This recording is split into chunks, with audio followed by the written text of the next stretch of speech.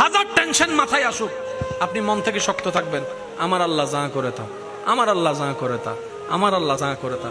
অনেকে আছে heart attack ছাড়া মরে গেছে, আবার এখানে অনেকে আছে স্ট্রোকের উপর স্ট্রোক করছে, 3 বার এখন হাঁটতেছে।